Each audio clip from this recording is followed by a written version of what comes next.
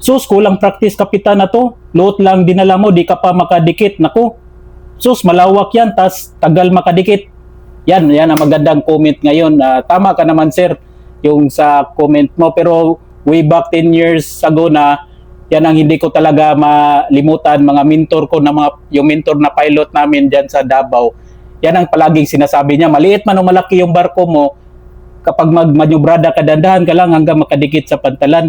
Huwag kang mamadali. Kasi aanin mo man nga sikat ka, kilala ka, pero malapit ka naman sa disgrasya, mabangga mo pantalan o mabangga mo yung ibang barko. Yan ang palaging sinasabi ng pilot na hanggang ngayon hindi ko pa rin na malimutan. Pati na rin yung pilot sa Tagbilaran, yung chief pilot dati, si Captain Aguilar, yan ang palaging sinasabi niya. Hanggang ngayon, nasa utak ko pa rin, hindi ko malimutan yun. Yung sabi niya na tanggalin mo yung oars, yung idikit mo, yung sabik ba, na idikit mo agad yung pantalan, ilang minutes lang, makadikit ka agad.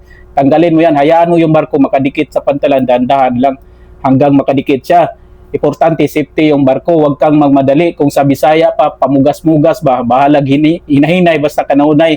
Thank you very much, God bless. Tapos na pala, ano pa pala tayo ngayon, waiting naman tayo ngayon,